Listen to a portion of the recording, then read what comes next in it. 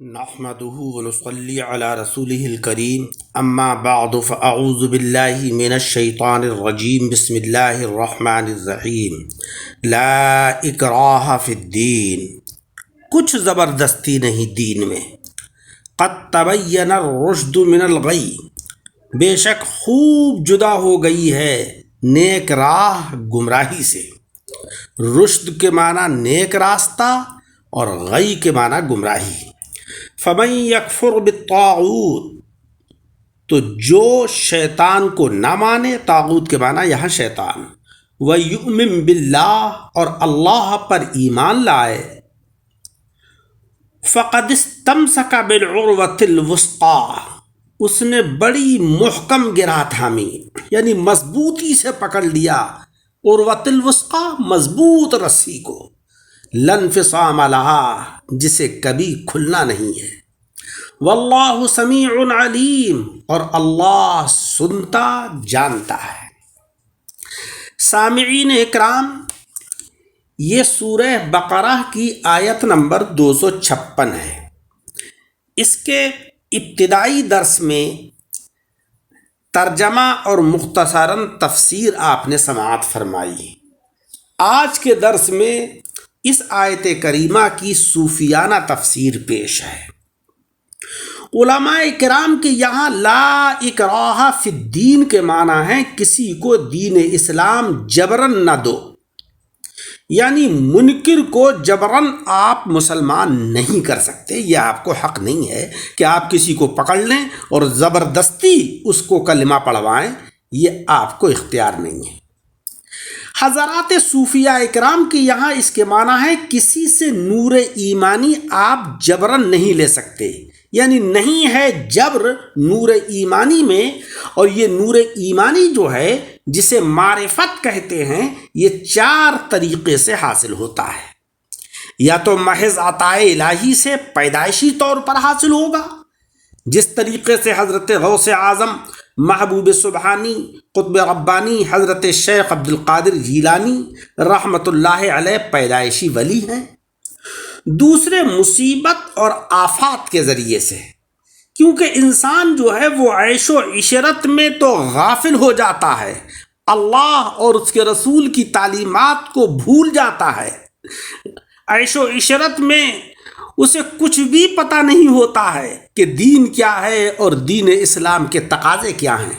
اور جب کوئی مصیبت آتی ہے تو پھر توبہ کرتا ہے، اللہ کو یاد کرتا ہے۔ اور تیسرے نور ایمانی لوگوں کی نورانی صحبت سے حاصل ہوتا ہے، جیسے کہ حضرات صحابہ کرام رضی اللہ تعالی عنہم کو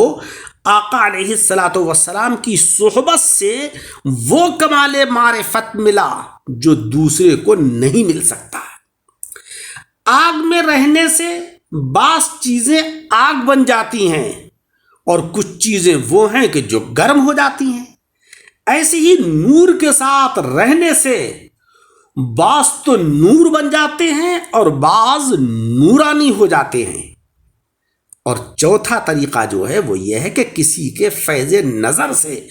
جو ہے وہ چیز حاصل ہو، جیسے موسیٰ علیہ السلام کے جادوگر جو ایک نگاہ کلیمی سے فاسق تھے، عارف باللہ بن گئے۔ حضرات صوفیہ اکرام کے یہاں دین یعنی نور معرفت نہ تو طاقت اور زور سے حاصل ہوتا ہے اور نہ مال و دولت سے ملتا ہے، بلکہ کس چیز سے ملتا ہے؟ گریہ و زاری سے ملتا ہے، اور عطائے رب تبارک و تعالی سے حاصل ہوتا ہے۔ صوفیہ اکرام کے نزدیک ایمان کی 2 قسمیں ہیں، ایک ایمان حقیقی اور دوسرا ایمان رسمی، جسے ایمان مجازی بھی کہتے ہیں۔ ایمان حقیقی تو وہ ہے کہ جو دربار یار کی حاضری کے بعد بطریقہ عیاں ہو، اور ایمان رسمی وہ ہے کہ جو وہاں سے غائب رہ کر بطریقہ بیاں ہو، یعنی سن سنا کر مان لینا۔ آج ہماری حالت یہی ہے کہ ہم ایمان رسمی حاصل کیے ہوئے ہیں کہ بس سن سنا کر ہم نے جو ہے وہ ایمان تو لیائے، اسلام کو تو قبول کر لیا، مگر حقیقی طور پر اسلام کے جو تقاضے ہیں ان کو ہم پورا نہیں کرتے ہیں۔ اسی طریقے سے کفر کی بھی چند قسمیں ہیں، کفر نعمت، کفر وحدت، کفر طاغوت۔ اور صوفیاء کرام یہ بھی فرماتے ہیں کہ جو اللہ تبارک و تعالیٰ سے غفلت کرے وہ طاغوت ہے، خواہ نفس ہو غفلت کرنے والا یا وہ مال ہو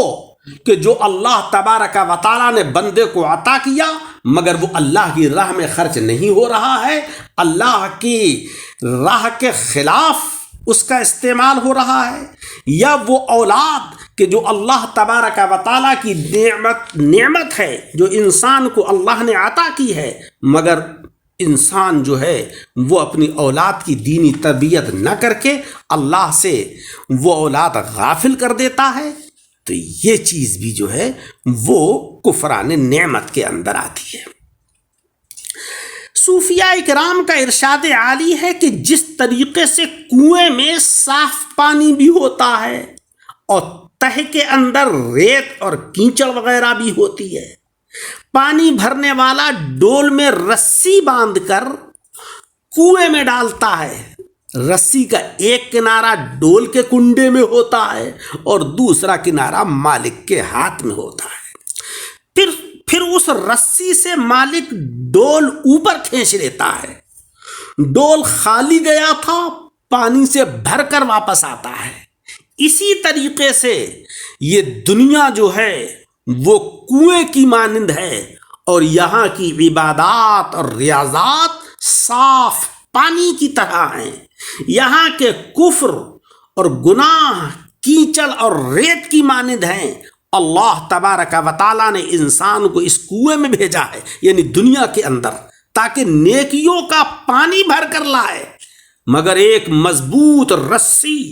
اس کے ہاتھ میں دی ہے اور اس رسی کا ایک کنارہ بندے کے ہاتھ میں ہے اور دوسرا کنارہ اللہ جل شانہ و عم نوالہ کے قبضے میں ہے۔ وہ رسی کیا ہے؟ وہ اللہ کا دین ہے، وَاعْتَصِمُوا بِحَبْلِ اللَّهِ، اللہ کی رسی کو مضبوطی سے پکڑو۔ اللہ تبارک و تعالیٰ کی پکڑ مضبوط ہے، رسی بھی بہت پختہ ہے، اگر کمزوری ہے تو ہماری پکڑ میں ہے، ہماری گرفت میں ہے۔ اگر ہم نے ایک ہاتھ دنیا میں رکھا دوسرے ہاتھ میں رسی پکڑی تو انشاءاللہ اعمال صالحہ کا پانی لے کر اللہ تبارک و تعالیٰ کی بارگاہ میں پہنچیں گے۔ اگر رسی چھوڑ کر دونوں ہاتھ دنیا میں ڈال دیے تو پانی نہیں ملے گا، ہم دلدل میں پھنس جائیں گے۔ یہ رسی کیا ہے؟ یا تو دین اسلام ہے یا جناب احمد مجتبیٰ محمد مصطفیٰ صلی اللہ علیہ وسلم کی ذات بابرکات ہے۔ حضور علیہ السلام اللہ تبارک و تعالیٰ کی وہ مضبوط رسی ہیں جو ہم نیچوں کو، ہم حقیر اور ذلیل لوگوں کو اوپر پہنچانے کے لیے تشریف لائے ہیں، ہم کو معزز بنانے کے لیے جلوہ گر ہوئے ہیں۔ اللہ تبارک و تعالیٰ نے آقا علیہ السلام کو ہمارے لیے رحمت بنا کر بھیجا ہے۔ یہاں اس آیت میں یہی ارشاد ہو رہا ہے کہ جو کفر و الحاد سے متنفر ہو کر اللہ اور رسول پر ایمان لائے گا وہی اس عروۃ الوثقیٰ یعنی اللہ کی رسی کو یا اسلام یا حضور علیہ السلام کے دامن کو صحیح طور پر تھامنے والا ہوگا، اور جس نے کفر کی طرف میلان کیا یا اللہ پر درست طریقے سے ایمان نہیں لایا یہ رسی اس کے ہاتھ سے چھوٹ جائے گی۔ عزیزوں، یہ بات یاد رہنا چاہیے کہ اللہ تبارک و تعالیٰ تک پہنچنے کے لیے جناب احمد مجتبیٰ محمد مصطفیٰ صلی اللہ علیہ وسلم ہمارے لیے وسیلہ عظمیٰ ہیں اور عروۃ الوثقیٰ یعنی مضبوط رسی ہیں،